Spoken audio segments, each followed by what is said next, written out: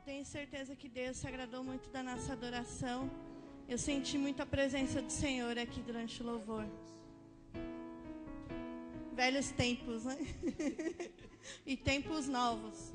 Uma unção nova sobre a vida do meu filhinho Kenny, da Raine. Estou muito feliz por vocês estarem aqui, viu? Verdade. Eu quero chamar a Nicole. A Nicole falou que não é uma pregação, que ela tem uma palavra para entregar, mas não é uma pregação. Oi, gente. Então, não é uma pregação. Eu só queria compartilhar umas coisas que eu percebi quando eu estava lendo o livro de Ageu. É um livro bem curtinho, então se você tiver sua Bíblia, eu queria que você abrisse no livro de Ageu. Só tem 2 capítulos. Então, Ageu fala sobre reconstruir o templo, que o povo estava se preocupando muito com eles mesmos, e Deus pediu para eles reconstruírem o templo dele. Então, primeiro, eu queria que a gente lesse no capítulo 1, versículo 2. E fala assim: Assim diz o Senhor dos Exércitos, esse povo afirma, ainda não chegou o tempo de reconstruir a casa do Senhor. Então aí a gente já começa a ver que eles estavam meio que adiando o que eles tinham que fazer. Deus estava falando claramente para eles reconstruírem o templo, só que eles estavam falando que não estava na hora ainda. Então eu queria que vocês pensassem no templo como se fosse vocês. Porque a gente é a morada de Deus, então a gente é o templo. Então eu quero que vocês pensem em todas as vezes que Deus falou claramente para você, você tem que mudar uma coisa, você tem que mudar isso. E você falou, não, ainda não está na hora, deixa para um outro momento, quando eu tiver melhor, aí eu mudo. E foi exatamente o que eles fizeram. Eles adiaram a mudança que Deus estava pedindo. E aí Deus responde eles. No versículo 4, diz assim: Acaso é tempo de vocês morarem em casas de fino acabamento, enquanto a minha casa continua destruída? E no versículo 5, ele diz assim: Vejam aonde os seus caminhos os levaram. Ele repete isso de novo no versículo 7. Vejam aonde os seus caminhos os levaram. Então é como se Deus falasse assim: vocês vão ficar adiando mesmo? Olha onde vocês estão. Tipo, vocês fazem as coisas erradas e vão continuar fazendo, mesmo sabendo que isso vai levar vocês, né, para baixo. Então é isso que Deus fala para eles. No versículo 9, a gente vê um pouco das consequências de ficar adiando as mudanças que Deus pede. Eu vou começar no meinho do versículo 9, que ele fala assim. Vamos desde o começo, ó. Vocês esperavam muito, mas eis que veio pouco. E o que vocês trouxeram para casa, eu dissipei com um sopro. E por que eu fiz? Pergunta o Senhor dos Exércitos. Por causa do meu templo, que ainda está destruído, enquanto cada um de vocês se ocupa com a sua própria casa. Então eu acho isso bem forte. Quando eu li, eu fiquei pensando bastante sobre isso. Que às vezes tudo que a gente faz parece que dá errado. E a gente fica culpando Deus. E, na verdade, a gente está se preocupando tanto com as coisas que não são de Deus, e depois a gente fica esperando que Ele faça o contrário, que Ele se preocupe com as nossas coisas. Então, Deus fala bem claramente para o povo que se eles não reconstruírem o templo, Ele também não vai fazer as coisas darem certo para eles. Então, essas são as consequências do adiamento. Mas é claro que o livro não fica todo pessimista assim, né? Então, no capítulo 1 ainda, no versículo 13, ele fala assim: Eu estou com vocês. E ele encoraja o povo de Israel a reconstruir o templo, a ter coragem. No versículo 4 do capítulo 2, ele fala: Coragem, Zorobabel, que era o líder. E ainda no versículo 4, ele fala: Porque eu estou com vocês. Então é como se Deus falasse: vai dar errado enquanto a gente não mudar. Mas se vocês quiserem mudar, eu vou estar com vocês. E eu vou ajudar vocês a mudar. E aí, Deus faz algumas promessas para Israel. Se vocês mudarem, o que vai acontecer?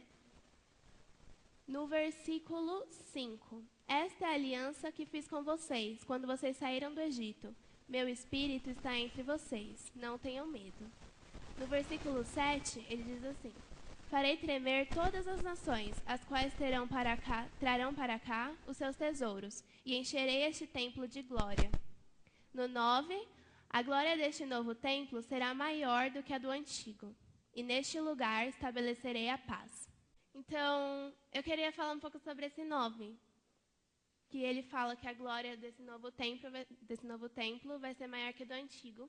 E ele diz assim, e neste lugar estabelecerei a paz. Eu penso assim, ontem meu pai estava pregando e ele perguntou, se a gente pudesse pedir uma coisa para Deus, o que a gente pediria? E aí até um menino falando, né, sabedoria, né? E eu fiquei pensando, eu pediria paz. Porque para mim é uma coisa muito importante. Às vezes, quando tudo dá errado, eu fico pensando, mas se eu tivesse em paz, eu não ia sofrer tanto. Mesmo que tudo desse errado, eu ia confiar, eu ia ficar em paz. Paz para mim sempre foi uma coisa que eu sempre pensei, nossa, como eu queria ser uma pessoa que mantém a paz o tempo todo. E é isso que ele promete. Ele fala que ele vai estabelecer a paz na gente.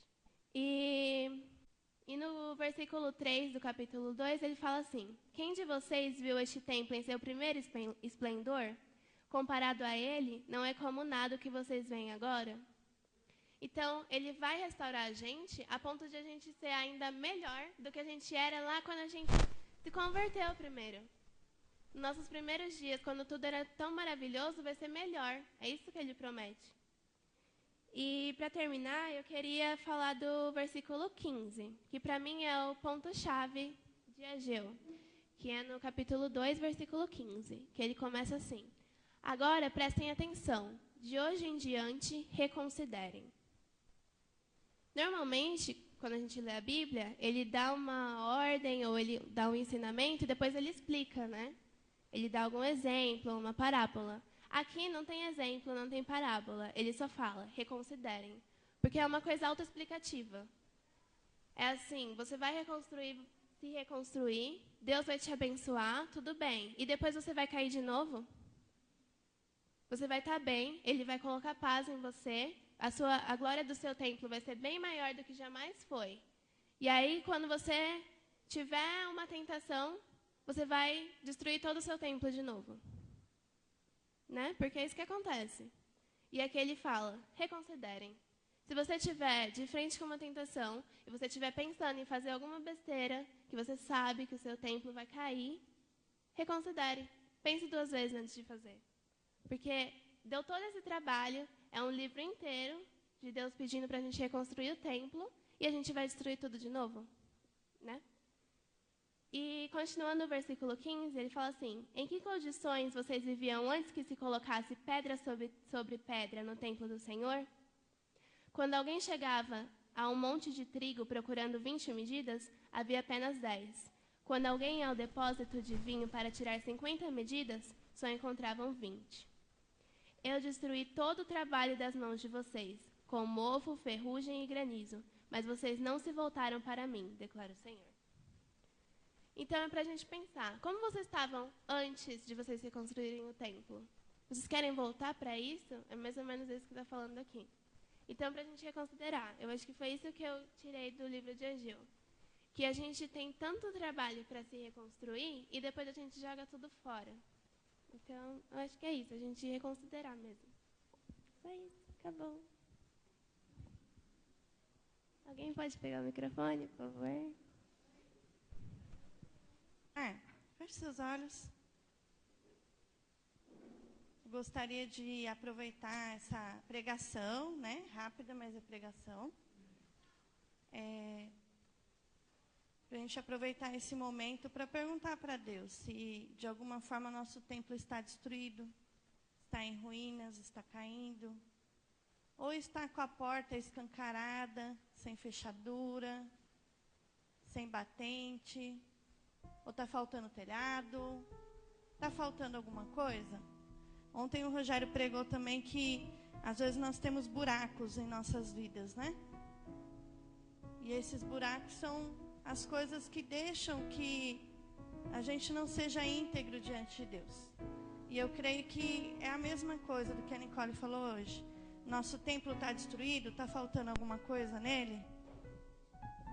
Ou está a ponto de se destruir? Eu estou quase enfiando o pé na jaca. Coloca isso diante de Deus agora, peça perdão. Se o seu templo já começou a ser destruído, ou está prestes a ser destruído, coloca isso diante de Deus. Peça perdão ao Senhor. Decida hoje voltar lá atrás, mas não apenas para a glória daquele primeiro tempo.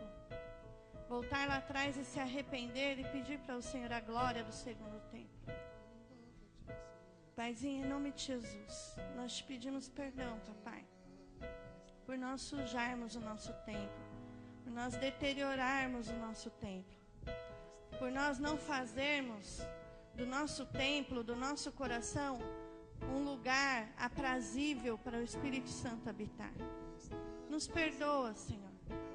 Nos perdoa pela falta de fé, nos perdoa pelo orgulho, nos perdoa pela soberba, nos perdoa, ó Pai, por todas as malcriações que nós fazemos contra Ti, nos perdoa pela desobediência, nos perdoa, Senhor, pela insubmissão, nos perdoa, Pai, porque tantas vezes sabemos fazer o bem e passamos por aquele que necessita, mas passamos como se não fosse nada.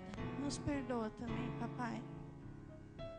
Senhor, que o nosso coração possa se comover, se compadecer, que nós possamos ter compaixão pelas coisas que o Senhor tem compaixão, que nós possamos nos entristecer pelas coisas que o Senhor se entristece, e que nós possamos amar as coisas que o Senhor ama. Papai, nos ajuda nisso, papai. Senhor, em nome de Jesus, que haja uma limpeza nessa manhã no nosso coração, no nosso templo, que haja uma limpeza, tudo aquilo que nos impede de chegar claramente diante do Teu trono, de nos relacionarmos com o Senhor, que saia do nosso templo agora, do nosso coração, em nome do Senhor Jesus. Que haja limpeza completa. Que saia todo mal, que saia toda má intenção. Senhor, nós nos arrependemos por nossos pecados, em pensamentos, em palavras, em ações. Nós liberamos perdão por aqueles que nos ofendem e pedimos perdão, Senhor, por termos ofendido as pessoas ao nosso redor. Papai, limpa o nosso coração. Senhor, que não seja amor no nosso coração apenas de palavra, mas que nós possamos nos compadecer, sim, pelas pessoas ao nosso redor e por aquelas que nem estão ao nosso redor e estão tão distantes. Que nós possamos chorar com os que choram e nos alegrar com os que se alegram. Nós possamos chorar com aqueles que estão em Mariana e estão brigando por causa de um galão de água, e também nos mover. Nós possamos chorar com aqueles que estão na França e perderam seus parentes naquele lugar. Nós podemos chorar, Senhor, com as famílias dos refugiados, com aqueles que perdem os seus filhinhos, as suas famílias. E, Senhor, que não fique apenas no choro, mas que nós possamos nos mover e fazer algo, papai. E que o amor que nós temos uns pelos outros seja o mesmo que nos move e que nós temos pelas pessoas que estão distantes também. Porque o Senhor não escolheu quem amar. O Senhor ama todos. E nós queremos amar com o Teu amor, Senhor.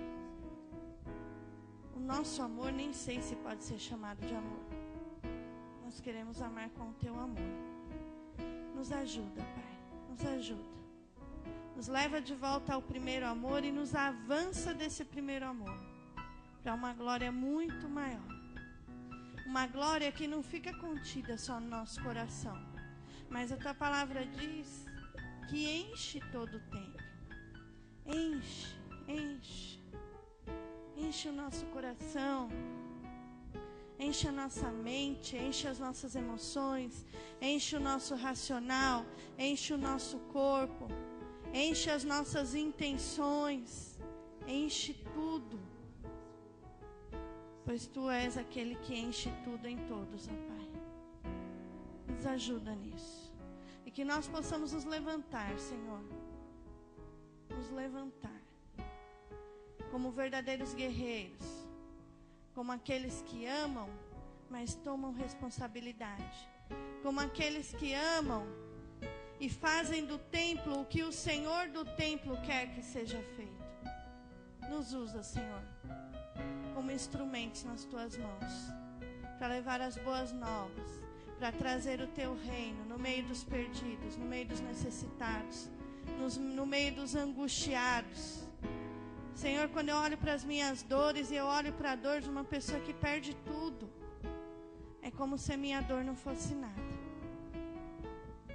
Senhor, dá essa consciência para nós, Senhor. Dá essa consciência para nós, Senhor. Aumenta o nosso amor. Nós não queremos ficar inertes, ó Pai, frente à maldade nesse mundo, Senhor. Mas nós queremos nos compadecer e fazer a tua obra no meio dessas pessoas, ó Pai. Em nome de Jesus, Senhor. Em nome de Jesus. Amém. Amém? Eu queria comentar só mais uma coisa. Eu acredito que um templo, ele serve para muita coisa, né? E às vezes a gente pensa como o templo do Espírito Santo nós mesmos, e a gente acha que a gente tem que estar íntegro só para mim mesmo. Eu tenho que estar íntegro, bonzinho, lavado, remido e tal, porque Jesus vai voltar e Ele vai me levar. Eu não acredito nisso. Eu acredito nisso também, mas eu acredito que um templo ele tem funções. Ele tem funções de cura, ele tem funções de transformação, ele tem função política. No Velho Testamento, as pessoas deviam as suas decisões políticas ao templo. Ele tem função econômica. Todas as funções, toda a vida do reino de Deus é consagrada dentro do templo. E às vezes a gente fica imaginando como que é o reino de Deus, né? O rei Davi ou qualquer outro rei de Israel, para tomar qualquer decisão, ele ia dentro do templo. É como se as ordens saíssem de dentro do templo. E isso movia tudo. E movia o povo. E movia a nação. E eu acredito no reino de Deus assim. Eu acredito que nós somos salvos para fazermos algo com esse templo que nós carregamos. Como o Rogério costuma dizer, nós somos a igreja. Se você falar para o Rogério, eu vou na igreja, ele, mas você é a igreja. Aí começa, né? Você é a igreja. Então eu vou em mim mesmo. Já estou. Enfim, nós somos a igreja, nós somos o templo. E nós temos que levar esse templo que leva a cura, que leva a transformação, que leva salvação, que leva a conscientização, que leva a paz, que leva amor, que leva a compaixão. A gente tem que carregar esse templo para todos os lugares. E nós temos que encher esse mundo que está impregnado de maldade com esses templos. O Rogério ontem falou que a gente era raio laser, luz laser, né? Então a gente leva o nosso templo com luz laser e vai, e nós vamos caminhando. Essa é a intenção de Deus. O templo não é para ficar parado. O templo é para ser levado. E nós só conseguimos realizar toda a obra que tem que ser realizada dentro desse templo, e a glória enche esse segundo templo quando nós vamos e saímos e fazemos o que Deus espera de nós. Amém?